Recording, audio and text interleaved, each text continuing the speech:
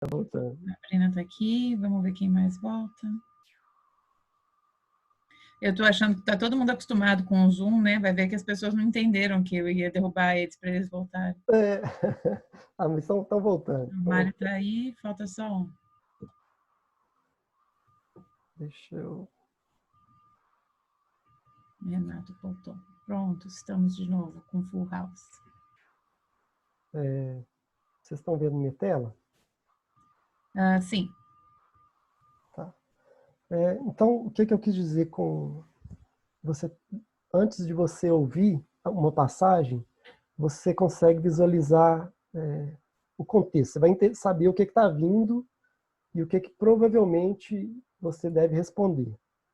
Então, o que eu normalmente sugiro para a pessoa que está começando ainda, está se preparando para o teste? Vai naquele link que eu enviei. Todo dia você vai ter um teste para fazer, se quiser, né, se tiver tempo. Dá um pause, não ouve o que está sendo falado e tenta, pelo texto que você está lendo, o que você responderia.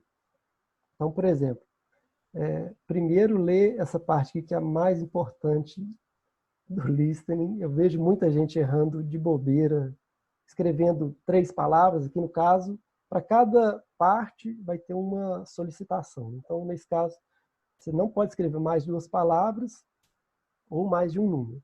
Se você escrever 3, errou. Se você escrever um número, espaço, outro número, errou também. Entendeu? Isso no computador vai ser verificado pelo sistema, pelo computador, e para o paper vai ser por uma pessoa. No listening e no reading, até antes dessa paralisação pelo coronavírus, você podia colocar tudo em capital letters. Para o writing, claro, você tem que escrever onde precisa, você coloca letras maiúsculas. Então, eu queria só, se vocês quiserem, claro, o que vocês acham? O que seria esse primeiro, o que seria uma possível resposta para o primeiro item? É um valor, né? Eu também acho que seria um valor. Todo mundo concorda? Então, por exemplo, eu não colocaria um número e dólares, por exemplo. Porque ele está pedindo que você só pode colocar, no máximo, 2 palavras ou um número. Se você escrever um número e uma palavra, errou. Mesmo que durante o speaking, o listening, ele falar que seja 10 dólares. Tá bom? Então, no caso aqui, você poderia colocar o 10 e pronto. Certo? Alguma dúvida? Eu acho que eu colocaria o símbolo de cifrão só porque eu acho que se eu Também colocar 10 ali, aceitável. fica meio triste. Eu também colocaria o cifrão. Eu também. Mas, na Tá dúvida, errado? simplifique. Ai, meu Deus, eu devo ter errado várias. Bem grudadinho do número, assim, só o cifrão e o número. Outra coisa que muita gente erra, e eles fazem isso por querer, né? Normalmente a primeira parte é mais fácil e o grau de dificuldade vai aumentando. Então, eles colocam no listening, eles falam, sei lá, uma bola. Só que você só pode colocar a bola, né? Não escreva o artigo. E antes disso eles podem colocar, por exemplo, vou falar em português, mas a casa do João. Só que você só pode colocar 2 palavras. Ele está testando o seu grau de conhecimento de inglês. Então, você vai colocar assim, John's house, por exemplo, para ficar 2 palavras. Mesmo que no listening ele fale a casa do João. Vocês mais ou menos entenderam? Mas faz sentido, sim. Tá. Então, o que vocês acham que poderia ser, por exemplo, o 2? 2 vai ser alguma coisa tipo ou semana, ou mês, ou ano, semestre. Isso. Concordo. O 3, por exemplo, poderia ser um lugar. Concordam que poderia ser um lugar? Um bairro.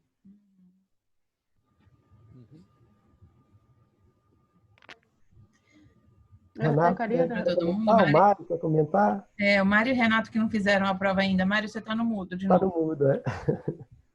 Vocês não fizeram a prova ainda, vocês estão entendendo qual é o conceito? Eu já fiz alguns mocks. Mário, eu vou tirar você do mudo. Saiu. Sai. Tava procurando o botãozinho aqui, mas eu concordo.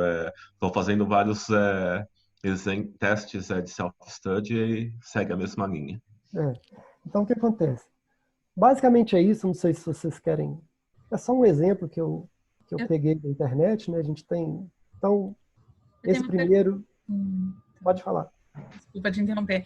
Mas no papel, eu recebia o papel, então antes do listening começar, quando eles começam a falar, não, então ouça com atenção, e nananã, e responda as perguntas de 1 a 4.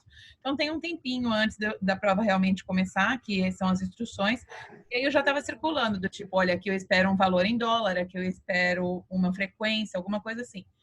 Como é que isso funciona no computador? Você vê as perguntas todas antes do listening começar também? Da mesma forma... mas é até legal você falar isso, que acho que esse é o único motivo que eu gostava do paper-based. Você conseguiria circular, escrever muito mais rápido, né? No computer, você consegue selecionar, clicar no botão direito e highlight, ou escrever, colocar notas ou destacar. É um pouco, se você tiver familiarizado, é fácil, né? Mas se for a primeira vez, a pessoa normalmente perde tempo, né? Clica o botão direito, seleciona a coisa errada que ele não queria, né? Realmente, né? Então, eu reparei. você tem esse tempo antes. Normalmente, você vai ter 30 segundos para ler as perguntas e depois vai começar a ouvir. Isso acontece para todas as partes. E esse é o tempo que você tem que usar para utilizar o seu conhecimento. Você tem algum papel para fazer anotações? Não. Tem. Que é o próprio papel para você utilizar, que tenha seu password para o listening e para o reading. Você pode utilizar esse, chama de Logon Details Sheet. Você pode usar atrás, que está em branco, ou à frente, que tem algumas coisas escritas, mas tem espaço. Okay. Então, eu acho que você acaba utilizando o seu conhecimento de gramática para tentar entender o que vai vir. Vai ser um verbo, vai ser um substantivo, e por aí vai, um número, o nome de uma pessoa. Você vai usar time management, que o seu tempo é super curto nesse caso, ainda mais se você não tiver treinado. Então, você tem 30 segundos para ler todas as questões e tentar adivinhar o que está por vir, né? No caso do CELP, você vai ouvir, tentar memorizar, pode tomar notas do que você está ouvindo, mas depois vai vir a pergunta. A única coisa que é mais fácil, eu acho, no CELP é que é múltipla escolha. Então, você tem as opções, sei lá, você tem 33% de chance ou 25% de chance de acertar. Aqui no IELTS tem que digitar a resposta, então sua chance é muito menor. E erro de typing também pega como erro da questão. Então tem que escrever exatamente a palavra correta. Sim. Queria só comentar que eu não sei se eu fiz o computer based só uma vez. Aí o Thiago de repente pode confirmar. As questões elas ficam em tabs embaixo, assim. Você pode navegar pelas questões todas, tá? De 1 a 40. Você pode navegar pelas questões durante aquela janela de tempo que você está fazendo, o reading, o listening, qualquer um deles. E uma outra coisa é que você tem que scroll down a página, que tem questão que está escondida embaixo. Isso não foi, isso eu achei uma coisa, eu acho que vocês não podem falar, mas eu achei assim meio para uma prova, para mim foi nova. Todos os IELTS que eu fiz foram escritos, e aí eu estou olhando, estou circulando, estou riscando, mas que tem questão embaixo, você tem que scroll, não. Eu não sei explicar, não ficou tão claro para mim, mas aí quando eu desci, eu falei, meu Deus, tem coisa aqui. Você acha que acabou aqui, mas tem coisa ninguém mais falou nada, sabe? Então, eu acho que teve gente que não conseguiu completar essas coisas. Teve uma menina que levantou no meio, e aí, desculpa. Eu acho que eu sou uma pessoa mais do contra. Eu espero que você não mande esse vídeo para lá, que senão eles vão me mandar embora. Eu, antes da prova, eu falo um monte de coisa que o pessoal erra. Obrigada, porque olha... Mas não pode, não. Eles falam que a gente não pode. Por exemplo, muita gente fica esperando o sistema, a tela passar da parte 1 para 2.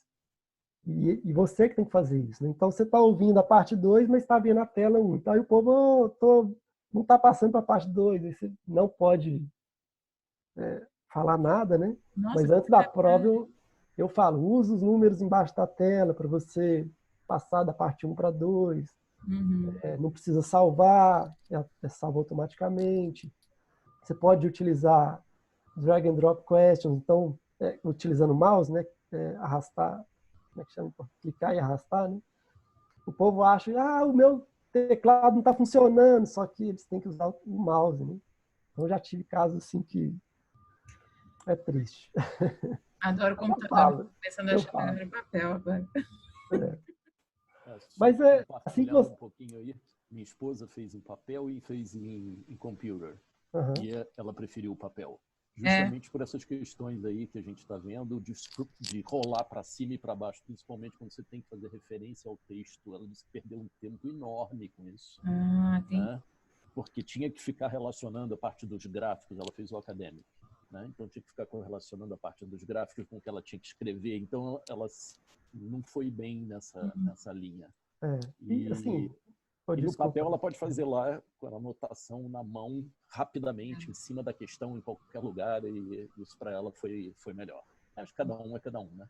Sim, claro. Mas não é puxando... Eu não tenho de preferência, não estou tentando convencer ninguém, claro, mas no writing, por exemplo, eu sugiro que você prepare um esqueminha do que você pretende escrever no papel, que você vai ter... esse tempo para criar um esquema, né, do que você pretende fazer, os pontos positivos, os pontos negativos, escreve, claro que só em bullet points, né, a sua experiência, para você criar esse esqueleto e começar a digitar. Além disso, você pode mudar o tamanho da fonte. Então, não sei se ela conhecia essa possibilidade, né, porque se você deixa muito grande a letra, claro que vai ficar mais fácil de enxergar, mas você não vai conseguir ver a questão completa e o que você está digitando. Então, se você reduzir um pouquinho, você vai conseguir ver os dois. Não sei se... Como que faz para mudar o tamanho da fonte lá? Teoricamente, o povo devia explicar, mas é só clicar em Settings. A parte em cima tem 3 botões, que é de Settings, que é Hide, para você esconder a tela, né? Se você precisar ir ao banheiro, a gente pede que você clique nesse botão. E para... Qual que é o terceiro? Acho que é só aí o tempo. Aí tem o tempo, na verdade, nem é o botão. Vai ficar mostrando o tempo que falta para terminar. Bom, sobre o... Posso mudar um pouquinho? Eu só anotei aqui também que eu acho que é... Deixa eu aumentar essa letra. Os tipos de pergunta no reading, que também acho que muita gente tem dificuldade com essa aqui. Bom, esse aqui é múltipla escolha. De novo, criar uma estratégia para você fazer o reading eu acho que é muito importante. Conhecer os tipos de pergunta. Tem gente que prefere... Não sei se vocês conhecem essas técnicas que chama skimming e scanning. Você só vai, por exemplo, só vai visualizar e conseguir entender basicamente o que é que um parágrafo está falando, depois o que é que o segundo está falando. Tem gente que só lê a primeira sentença de cada parágrafo para ter uma ideia geral do texto. Tem diferentes estratégias que, de novo, não tem um jeito ideal de se fazer, cada um vai ter uma técnica que vai funcionar para eles, né? Mas o que é que eu sugiro? Esse tipo de questão que você tem que preencher o campo é o que eu faria primeiro, porque a chance de se você tiver 30 segundos para responder esse tipo de pergunta, e você tiver que chutar, você tem 0% de chance de acertar. 0 não, mas uma chance muito pequena. Já a múltipla escolha, você já tem, por exemplo, 33%. Então, esse aqui também, 33%. A forma que você cria estratégia para fazer o reading, eu acho que é muito importante, e para cada um tem um jeito específico, né? a forma que funciona para cada um. Esse drag and drop questions, por exemplo, você tem 8 parágrafos que você deveria ler e tentar entender cada um deles, e você tem 5 títulos para relacionar a um desses parágrafos. Então, esse drag and drop questions, eu acho interessante, um método que para mim funciona, mas, de novo, tentem para ver se funciona com vocês. Tem gente que prefere ler as opções dos títulos e depois ler os parágrafos. O que funciona para mim é, eu leio os parágrafos de uma maneira rápida e tento criar os meus títulos. Depois que eu ter todos os títulos, eu vou comparar com as opções ideais que eles estão considerando e vou tentar casar. De novo, tem gente que prefere ler os títulos, mas a minha percepção, eles sempre colocam alguns sinônimos, algumas sentenças no texto para te confundir. Então, se você cria o seu próprio título primeiro, acaba que você evita essas dicas incorretas que eles ficam testando o seu conhecimento de inglês, né? Não sei se faz sentido o que eu falei. Faz sim. Deixa eu só fazer um comentário sobre o not given, que para mim o not given foi um problema muito grande por muito tempo, porque você está lendo um texto e você assume algumas coisas, porque é a vida, né? A informação não está ali, você assume aquela informação. E não, gente, não está escrito claramente alguma coisa no texto, é not given, não é nem true nem false. Se não está escrito com todas as letras, claro, podem ser sinônimos, mas a informação que eles estão perguntando, a resposta é not given. Então, isso para mim foi um ponto que eu errava muitas questões. E é importante vocês fazerem os simulados sempre anotando quais vocês estão acertando e errando, para vocês saberem depois qual é o tipo de questão que vocês estão errando mais. Porque depois de eu começar a estudar, eu comecei a descobrir que eu só errava true, false, not given, porque era sempre o maldito not given que eu estava entendendo errado. Então, é importante fazer esse estudo, não só falar, olha, eu tirei 35 de 40. Por que 35? Quais foram as 5 que eu errei? E aí, todas as vezes, eram o mesmo tipo de pergunta. Então, é importante fazer esse estudo. E deixa eu dar uma dica que me deram, que para mim funcionou muito. Eu não sei se vocês vão querer seguir, mas para mim foi um estalo no reading. Um amigo meu virou para mim e falou assim, eu estava fazendo paper-based de novo. E ele virou para mim e falou assim, Stella, começa seu reading de trás para frente. Por que isso? A prova, o listening e o reading têm a mesma lógica. Eles começam com coisas fáceis e eles vão ficando difíceis. O último texto é gigantesco. E no último texto você já está exausto. Então, começando de trás para frente, você ainda quando não está tão cansado, está lendo os textos mais complicados. E aí você vai voltando e você fala, nossa, esse aqui é fácil. E aí está lá, tipo, ticando tudo com certeza. Então, para mim, funcionou bem. Eu não sei se no Computer Base, provavelmente, você não tem opção de ir ao contrário, né? Tem, com certeza. Então, pode ser uma dica que funcione para esse também. Sim. A mesma coisa para o writing. Se você preferir começar pela parte 2, que vale mais ponto, eu sugiro que todo mundo faça isso, porque acaba que, por exemplo, na minha percepção, todo mundo tem...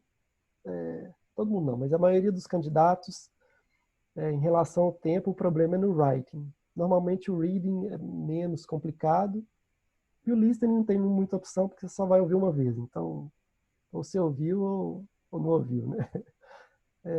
Então, comece pela parte 2. Outra dica que eu acho que acontece muito, e eu falo para os candidatos, mas não pode, quando eles precisam ir ao banheiro urgente entre o reading e o writing. Não, eu preciso ir ao banheiro. Eu falo, tá bom. Começa. Eles têm que começar a prova do writing, né? Eles não podem entre as duas provas. Mas começa a prova, lê o enunciado e vai para o banheiro, que aí você tem o tempo de, enquanto você está indo ao banheiro, você vai pensando o que você vai escrever, né? Você já deixa de perder um tempo. Eu acho que muita gente está no desespero, no aperto de ir ao banheiro, não pensa nisso, né? Mas se vocês já souber disso de antemão, acho que é válido. O que mais?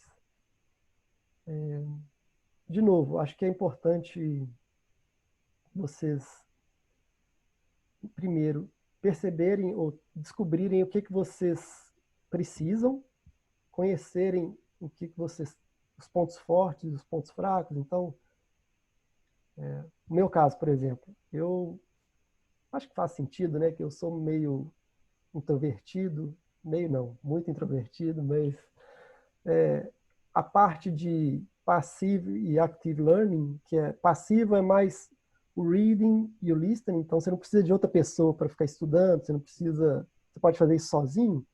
Normalmente as minhas notas sempre foram muito boas, né? Tipo, eu tiro 9, 9 e vou mal nos outros, né? Então, assim que você conhece o que são seus pontos fortes e fracos, vai te direcionar o que você vai estudar. De novo, pode ser que você precise de 6,5 no acadêmico e você vai precisar ficar estudando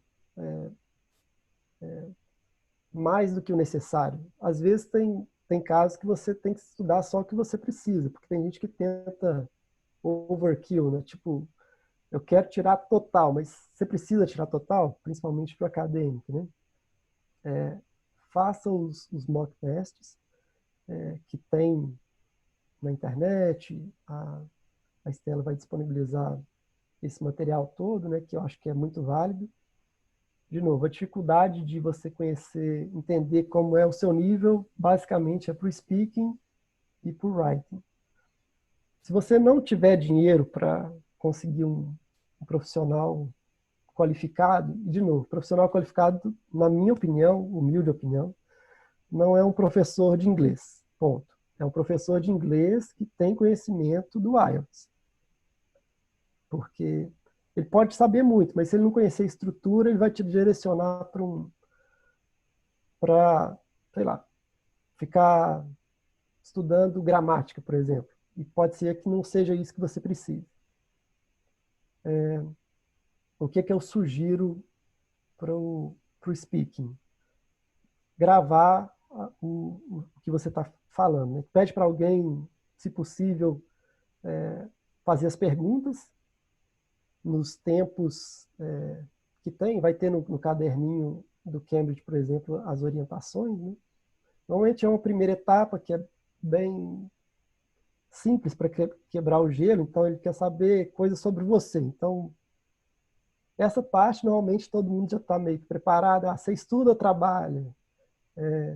Você mora onde? Me fala um pouquinho da sua cidade. Descreva a sua casa. Você mora em casa ou apartamento? Descreva. Esse tipo de coisa, a maioria das pessoas já estão preparadas, né? Então, grave, ouça o tanto de vezes que você puder e tenta perceber os erros que você está cometendo, o que você poderia melhorar. Esse eu acho que é uma maneira barata, né? E vai te ajudar muito. Vai chegar no momento que, na minha opinião, isso não vai ser suficiente. Se você precisar de um nível um pouco mais alto, eu acho que não vai escapar de um profissional qualificado para te ajudar. Mais alguma dúvida? Não, só quero complementar, eu concordo com tudo isso. E essa parte do overkill é muito importante, porque eu aqui estava fazendo os testes, aí eu falei, gente, eu já estou chegando na nota que eu preciso nessas 3 frentes. Eu não preciso pagar uma aula para fazer todos os módulos do IELTS.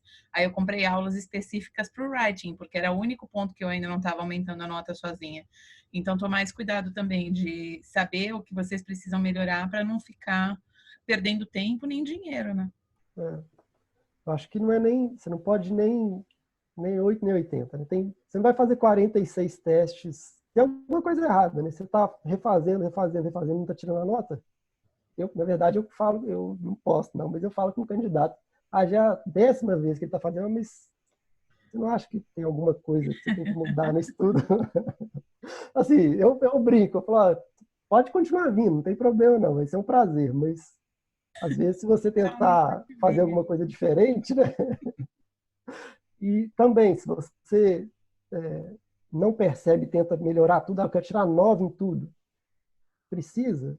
Na verdade, eu não conheço ninguém que precisa tirar 9 em tudo. Não existe nenhuma universidade, nem imigração, que você precisa tirar total em tudo.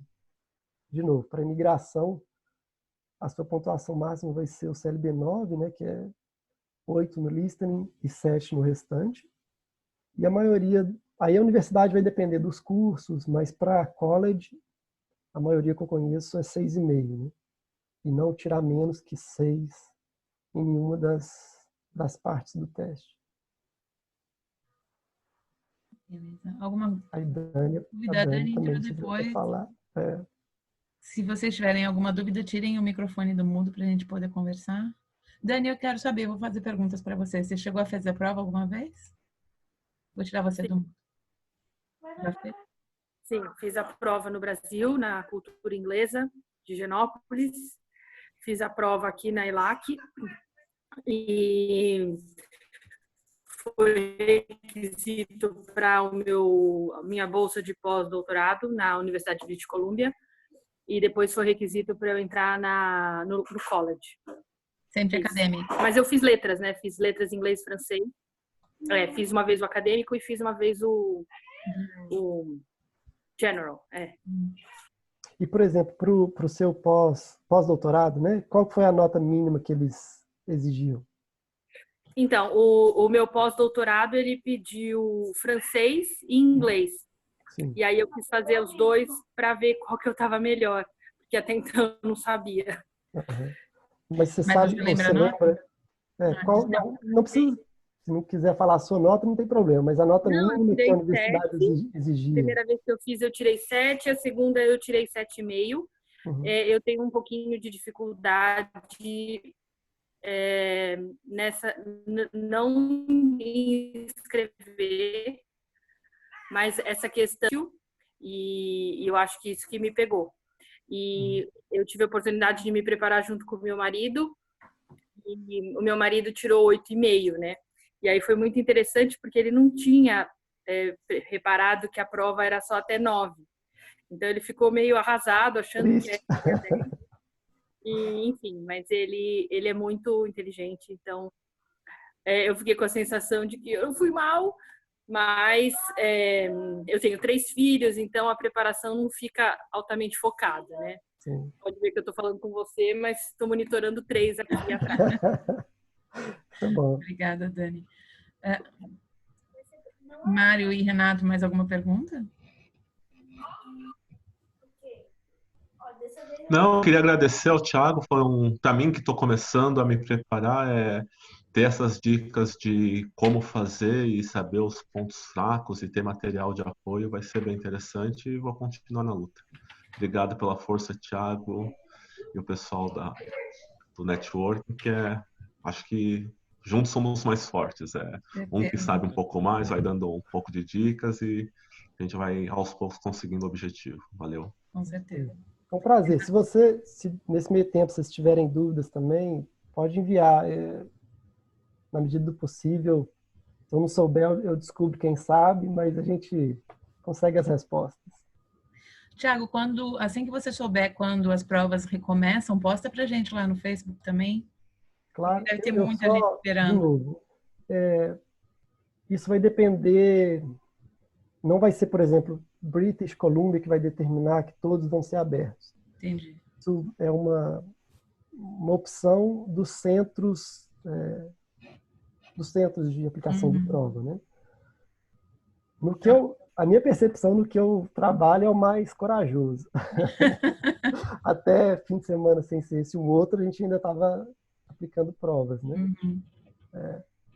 E eu acho, se as coisas melhorarem, de novo, se as coisas melhorarem, que deve voltar no final de abril.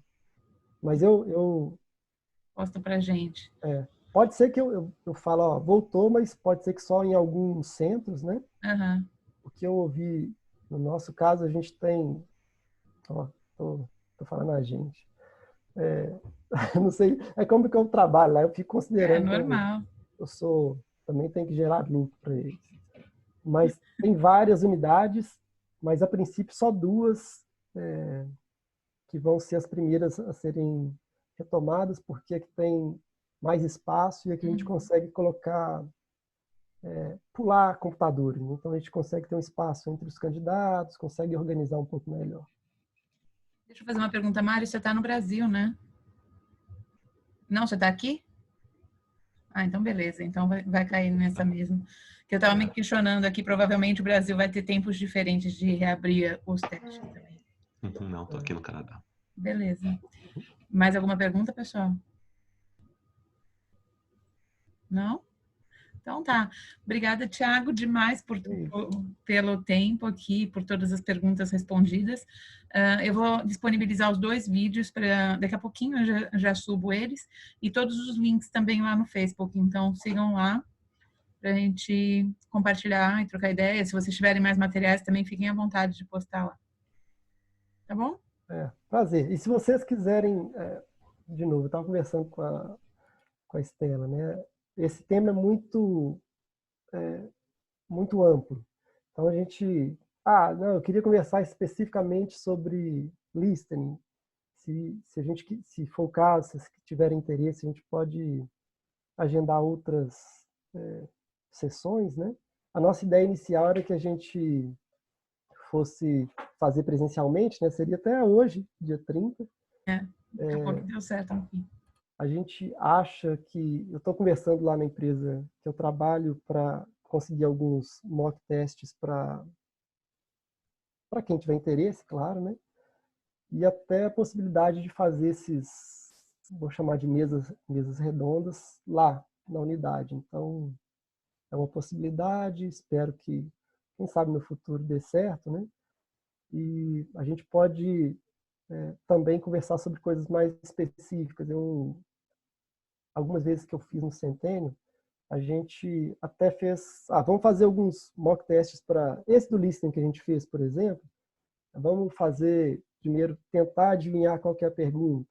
Beleza, cada um chutou uma pergunta. Agora vamos ouvir e ver qual que era realmente a pergunta, se a gente está no caminho certo. Para o reading, a gente conseguia fazer alguns... Claro que com um curto espaço de tempo, né? Mas alguns exemplos que eu acho que é legal que todo mundo pode compartilhar a percepção de cada um e algumas maneiras que cada um pode tentar resolver de uma maneira mais fácil, né, para eles e que pode ser utilizada para outros. Acho que é válido. Tiago, mas você fala de disponibilizar mock test, inclusive o computer based, para a gente fazer em casa, fazer simulado em casa, é isso? Não, lá. Lá. Eles são meio chatos com... porque isso evitaria, porque essas questões assim de técnicas assim, né, de scroll, isso é meio bobeira, né? Isso é uma coisa que a pessoa não precisa passar, né? Vocês não precisam ser proibidos de passar uma informação dessa, uma informação considerando o valor do teste, considerando que as pessoas se preparam para o teste, né? E aí, tendo um simulado em casa, pelo menos já passaria por esse perrengue já antes, né? E aí já chegava lá. Existe eu não sei se vocês, quando vocês aplicaram para o IELTS, ele disponibiliza não sei como é que chama mais. É tipo um mock test que você faz no computador. Ele não é exatamente igual ao teste, mas tem muitas similaridades.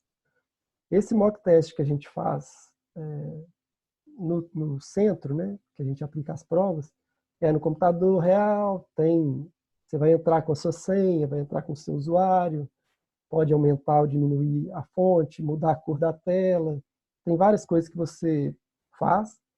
O único, porém, é que você não vai ter o resultado, é mais para você ficar familiarizado com a prova, né? Mas já é uma ótima, porque pelo menos tira essa ansiedade de não conhecer o formato da prova, né? Sim. Acho que ajuda.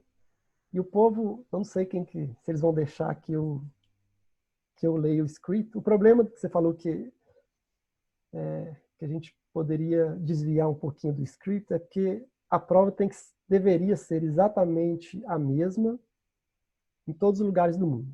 Então, o script você tem que ler ao pé da letra. Você não pode falar, teoricamente, você não poderia falar nada mais do que está escrito lá. Não pode dar nenhuma dica. Mas a gente... Vamos ver o que acontece. Mas vocês são legais. Eu cheguei, tipo, meia hora mais cedo ou mais ainda do meu teste E aí o instrutor que estava cuidando da minha sala tinha eu e mais 2 pessoas. Ele estava querendo puxar papo, apesar da gente saber que eles não podem. Aí ele falou, tomem cuidado com como vocês escrevem, porque se a gente não entender a letra de vocês, a gente cancela, né? A gente dá errado na questão. E aquilo foi a primeira vez que eu parei para prestar atenção em como eu estava escrevendo, porque para mim era só a velocidade. Aí eu comecei, tipo, a minha letra está ilegível, apagava, escrevia bonitinho.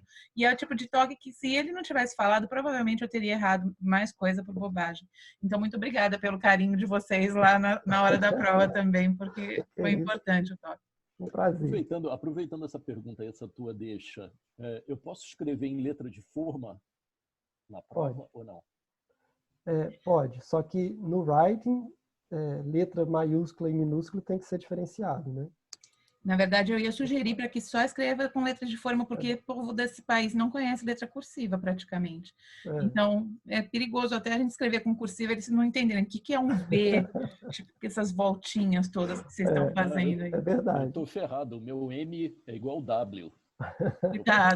Cuidado, porque se eles não entenderem, eles tiram ponto. Isso aí.